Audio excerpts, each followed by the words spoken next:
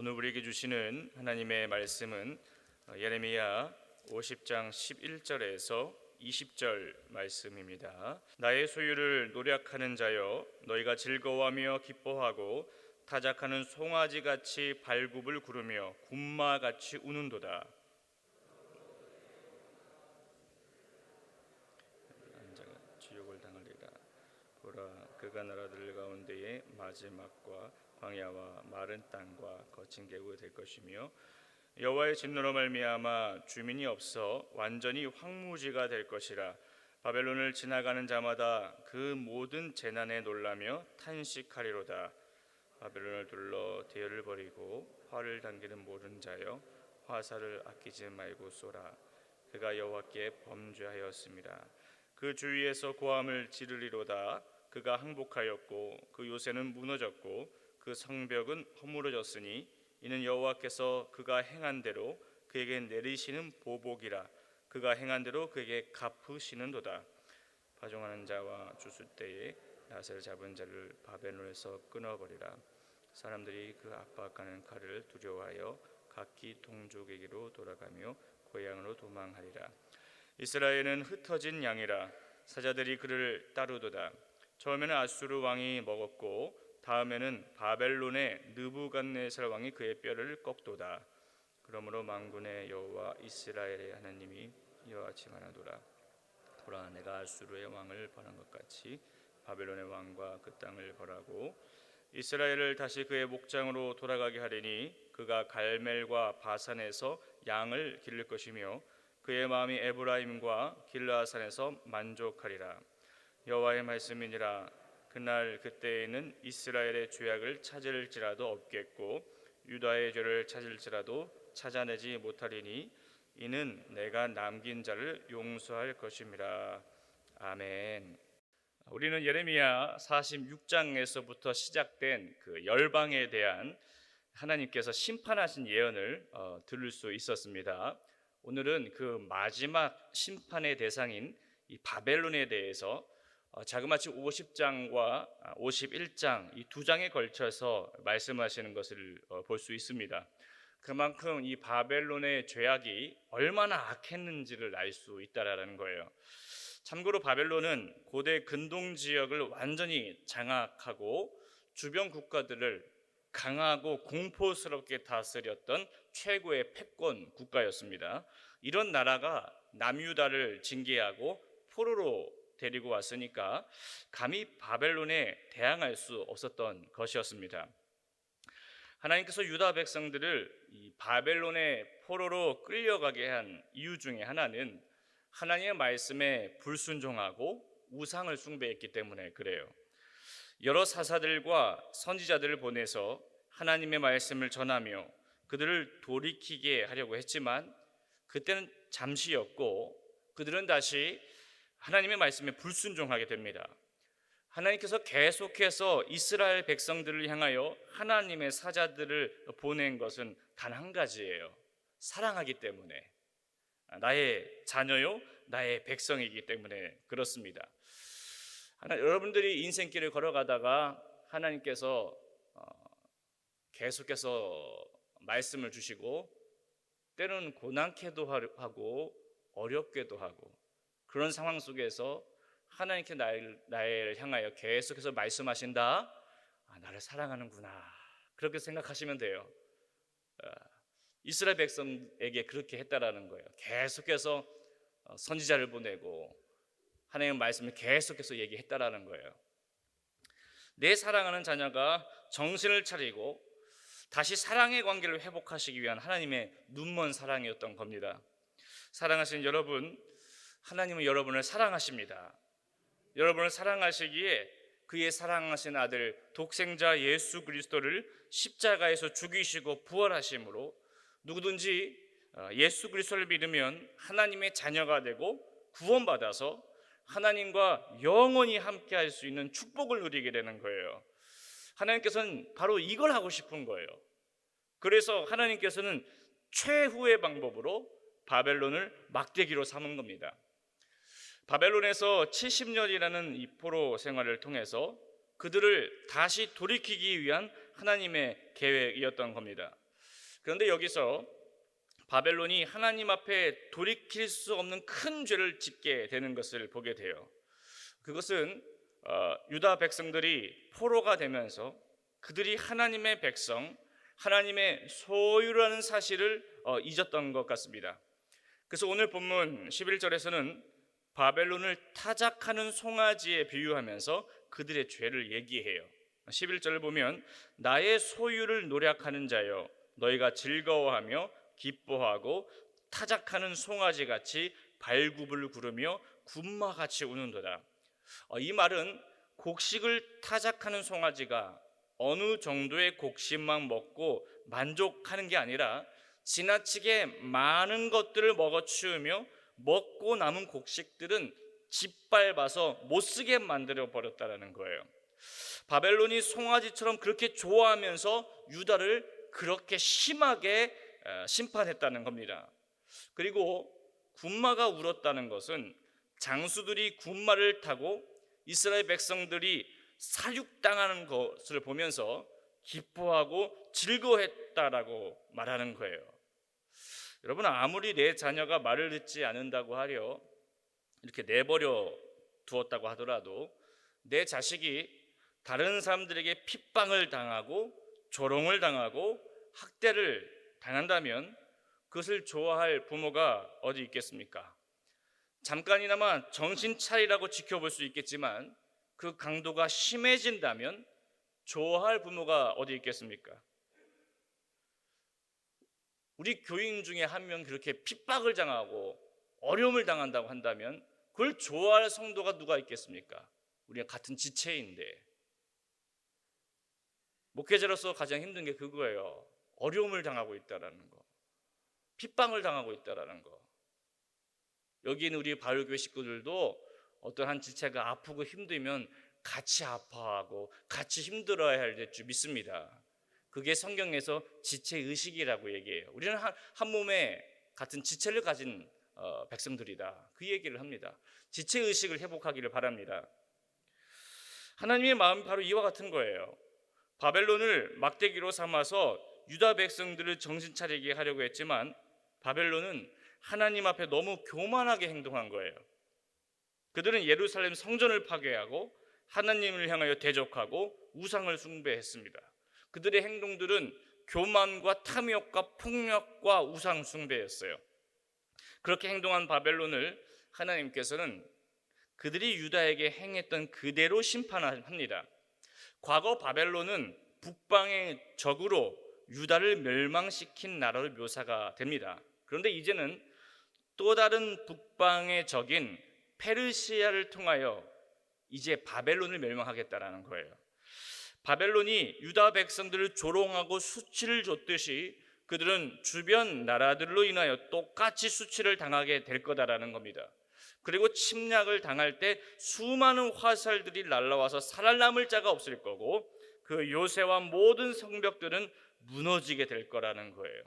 여호와의 진노로 말미암아 그 땅은 광야 같을 거고 마른 땅과 거친 계곡과 같이 폐허가 될 거다고 말씀하고 있어요. 바벨론이 이렇게 완전히 망하게 된 이유는 뭘까요? 여호와께 범죄했기 때문에, 하나님 무서운지 몰랐기 때문에. 우리가 신앙생활하면서 이걸 아셔야 됩니다. 하나님 무서운 줄 알아야 돼요. 하나님 무서운 줄 알아야 돼요. 우리가 잊지 말아야 할 것이 또 있어요.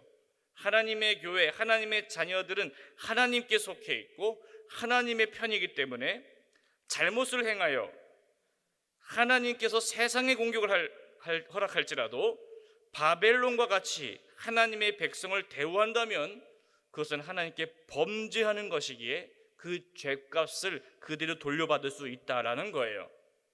그러므로 하나님의 것, 하나님의 소유인 것들을 함부로 공격하거나 비난해서는 안 된다라는 겁니다.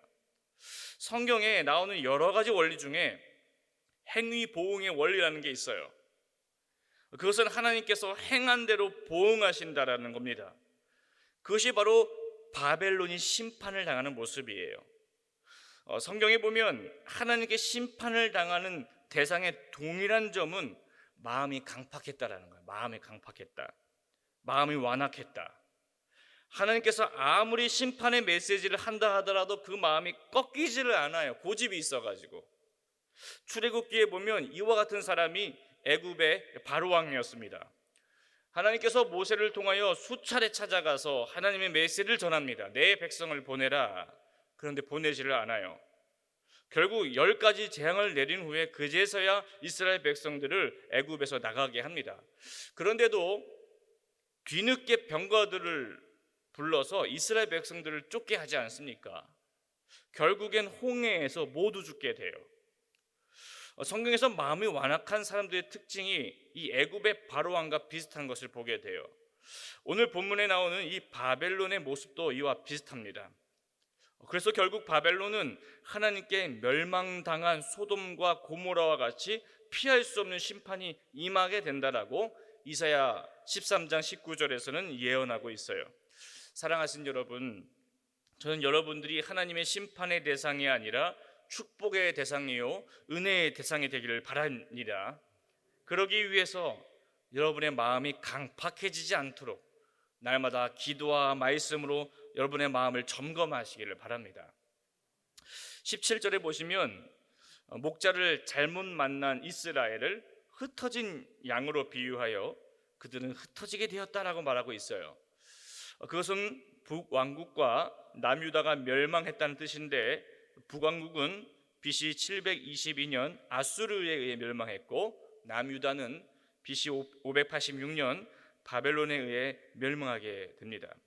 사랑하신 여러분, 이스라엘의 모습처럼 목자를 잘못 만나면, 지도자를 잘못 만나면 망하게 되는 거예요. 여러분들이 일하는 일터에서 사장님이나 선생님들을 잘못 만나면 안 돼요. 잘못 만나면 잘못해요. 물론 모든 사람들이 좋은 선생님과 좋은 사장님을 만날 수 있는 건 아닙니다. 그래서 우리는 이 만남의 축복을 위하여 기도해야 돼요. 그리고 내가 좋은 목자, 좋은 사장님, 좋은 선생님이, 좋은 지도자가 되기 위하여 기도해야 합니다. 우리 담임 목사님과 더불어 교육자들을 위해서도 좋은 목사님, 좋은 전도사님이 될 수 있도록 기도해 주시길 바라요. 저희들도 여러분들이 좋은 성도님들이 되도록 기도하고 있습니다. 여러분, 목사들이 언제 기쁜지 아십니까? 여러분들이 성공하거나 잘 나갈 때 기뻐할까요? 그때는 솔직히 좀 부러워요. 너무 잘 나가니까, 너무 잘 되니까, 나도 잘 나가고 잘 되고 싶은데 솔직히 좀 부러워요. 언제 기쁘냐면 요한 3서 1장 4절이 말하는데, 내가 내 자녀들이 진리 안에서 행한다 함을 듣는 것보다 더 기쁜 일이 없도다. 여러분들이 진리 안에서 행하고 있다는 소식을 듣는 게 가장 기뻐요. 그것이 하나님께서 가장 기뻐하시는 일이에요. 여러분의 자녀들이 진리 안에서 행한다는 것을 듣는 게 여러분들에게 가장 기쁜 소식이 되기를 바랍니다. 얼마나 행복할까요? 요즘 우리 일라 프로젝트를 하고 있잖아요. 교육부서에서도 일라 프로젝트를 하고 있잖아요. 매일 말씀을 적고 은혜 받은 것을 누군가에게 메시지를 보내는 거예요. 어느 날 저한테 카톡이 하나 딱 왔어요. 하나님 안에서 사랑하세요. 제 첫째 딸이 보낸 건데 처음 받아봤어요. 처음 받아봤어요. 첫째 딸이 지금 2학년이죠. 2학년인데 그 일라 프로젝트 한다고 그거 쓰고 그 카톡을 보낸 거예요. 제가 파트 사역했을 때에는 너희들이 그렇게 해야 된다 하다가 제가 이제 학부모가 돼서 그걸 받아보니까 너무 감동이 되는 거예요. 너무 감동이 되는 거예요. 그래서 이걸 기획한 우리 이태우 목사님한테 찾아가서 이걸 보여주면서, 목사님 제 딸 이걸 너한테 보냈어요. 너무 감동이 돼요. 그래서 하고 있는 사진도 캡처해서 보내드리고 너무 감사한 거예요. 너무 감사한 거예요. 진리 안에서 행하는 그런 조그마한 모습들 너무 기쁜 거예요. 여러분들 손녀나 자녀들에게 빨리 그 일라 프로젝트 하도록 얘기해 주십시오. 왜 할아버지 할머님들이 손자 손녀한테 그 카톡을 받아봐요. 너무 행복한 거예요. 너무 행복한 거예요. 내 자녀들이 이걸 나한테 보내? 이것보다 기쁜 게 없어요. 하나님도 마찬가지예요. 여러분들이 진리 안에서 행한다함을 듣는 것보다 더 기쁜 것이 없다. 하나님 말씀 안에서 살아가고 있다는 그 소식을 듣는 게 가장 기쁜 소식인 거예요. 하나님은 여러분들이 진리 안에서 행하고 있는 모습을 원하십니다. 하나님은 흩어진 양들인 이스라엘 백성들이 다시 진리 안에서 행동하는 것을 보기 원하여 가나안 땅으로 돌아오게 하시기를 원하시는 거예요. 70년의 포로 생활을 통해서 그들의 죄악을 용서하시고 나는 그들의 하나님이 되고 그들은 내 백성이 되는 이 새 언약을 체결하시겠다는 거예요. 이제는 참된 목자의 인도를 받아서 더 이상 흩어지는 일이 없을 거고 그토록 기다렸던 메시아가 오심으로 그들에게 참된 기쁨과 영생을 얻게 하시겠다는 하나님의 계획인 겁니다.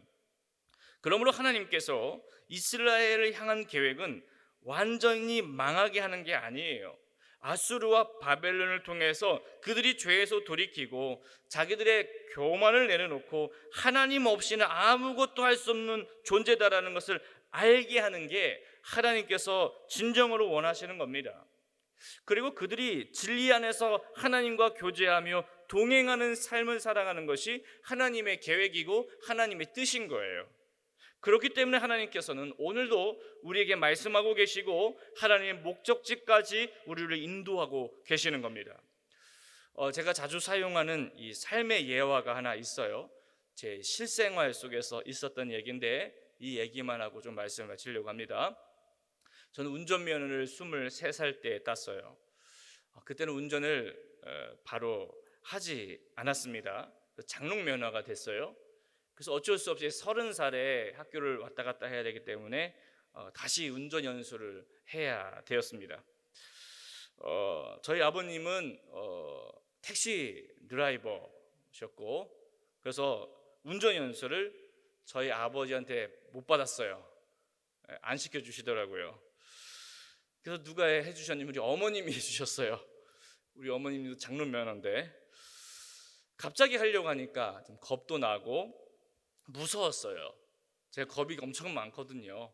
그 당시 운전했을 때 후진을 하려고 하는데 너무 세게 밟아서 후진이 너무 빨리 달리는 거 후진이 앞을 가는 것처럼 막 너무 못했어요. 초보 운전이었기 때문에 초보 운전할 때마다 저는 새벽마다 이렇게 일어나서 어머니를 옆에 보시고 어머니가 보험이었어요. 어머니를 보시고 새벽마다 운전 연수를 했어요. 바로 이 시간입니다. 5시 26분 이 시간이에요. 이 시간쯤에 운전 연수를 한 거예요. 올림픽대로를 왔다 갔다 하면서 연수를 했어요. 그리고 핸드폰 내비게이션을 켜고 목적지를 찍고 운전을 했습니다. 초보다 보니까 내비에서 말하는 대로 제대로 가지 못해요. 오른쪽으로 꺾으십시오. 그러나 저는 직진했어요. 꺾을 수 있는 용기가 없었어요. 그러면 바로 들려오는 게 있어요. 뭐예요? 이탈했습니다. 그리고 내비는 다시 또 다른 경로로 길을 가르쳐줘요. 다음 신호에서 유턴을 하십시오. 그러나 저는 역시나 어떻게 했을까요? 직진을 했어요. 또다시 들려오는 그녀의 음성은 뭐예요? 이탈했습니다. 이거예요. 이렇게 수차례 이탈한 결과 목적지까지 간신히 도착했어요. 저는 이러한 경험을 통해서 뭘 깨달았냐면 길을 가다가 이탈했을지라도 또 다른 경로를 통해서 최종 목적지까지 인도하는 그 내비게이션 보면서 그리스도인들에게 있어서 이 내비와 같은 기능을 하는 게 있는데 그것이 바로 하나님의 말씀이다라는 거예요. 우리가 하나님 말씀대로 순종하며 살다가 때로는 문제가 발생하고 어려움이 발생합니다. 우리는 연약하기 때문에 실수할 때가 참 많아요. 하나님의 뜻대로 가지 못할 때가 있습니다. 그럴 때마다 우리 인생의 길을 바로 잡아주는 것이 말씀이다라는 거예요. 우리가 인생의 길을 가다가 그리스도인이라 할지라도 연약하기 때문에 하나님 말씀대로 가지 못할 때가 있어요. 그때 하나님이 말씀하세요. 너 이탈했어. 글로 가면 안 돼. 다시 이쪽으로 가라. 그러나 다시 우리는 하나님 말씀대로 가지 못할 때가 있어요. 근데 감사하게도 하나님 우리한테 말씀하세요. 너 이탈했어. 우리는 말씀을 보다가 기도를 하다가 예배 시간을 통해서 우리는 그 음성을 들어요. 말씀을 많이 읽으십시오. 그때 나타나는 현상이 이거예요. 그 말씀이 내 안에 잠재 있던 말씀이, 내 마음에 새겨진 그 말씀이 내 마음 속에서 말씀하세요. 너 이탈했어. 그리고 가면 안 돼. 그래서 하나님께서는 우리를 결국에는 하나님의 그 목적지인 하나님의 나라를 향하여 결국은 도착하게 하신다라는 거예요. 사랑하신 여러분, 우리는 예수님을 알기 전에 우리도 흩어진 양들과 같았어요. 그러나 하나님께서 우리를 발견하시고 예수 그리스도를 통하여 하나님의 자녀요 하나님의 소유가 되었습니다. 십자가를 통하여 구속의 언약을 맺게 되었어요. 우리가 비록 말씀의 길을 이탈할지라도 하나님께서는 이탈했다라고 말씀하시며 결국엔 하나님의 목적지인 하나님의 나라에까지 인도하실 것입니다. 그걸 기억하시면서 오늘 하루를 살아가실 때 하나님의 음성에 민감하며 진리 안에서 행하시는 거룩한 주의 백성들이 되시기를 축복합니다. 살아계신 하나님, 교만하여 범죄한 바벨론은 결국 하나님께 심판을 받아 멸망하게 됩니다.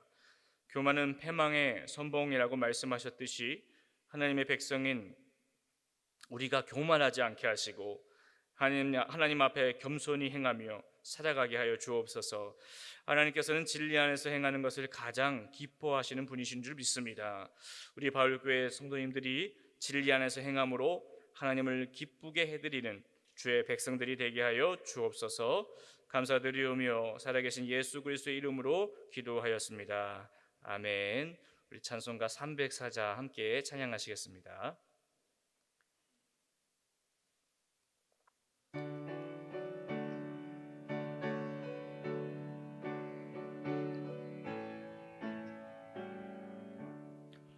그 크신 하나님의 사랑 말로 다 영영 못하네. 저 높고 높은 별을 넘어 이 낮고 낮은 땅 위에 죄범한 영혼 구하려 그 아들 보내사 화목제물 삼으시고 죄 용서하셨네. 하나님 크신 사랑을 측량 다 못하네. 영원히 변치 않는 사랑 성도여 찬양하세. 괴로운 시절 지나가고 땅 위에 영화 쇠할 때 주 믿지 않던 영혼들은 큰 소리 외쳐 울어도 주 믿는 성도들에게 큰 사랑 베푸사 우리의 죄 사했으니 그 은혜이지. 하나님 크신 사랑, 하나님 크신 사랑은 측량 다 못하네. 영원히 변치 않는 사랑 성도여 찬양하세.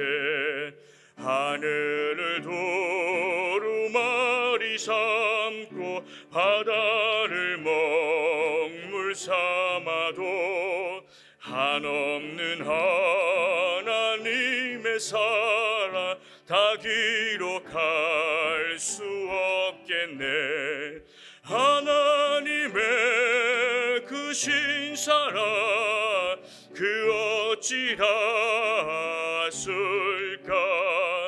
저 하늘 높이 사도 채우지 못하리. 하나님 크신 사랑은 측량 다 못하네.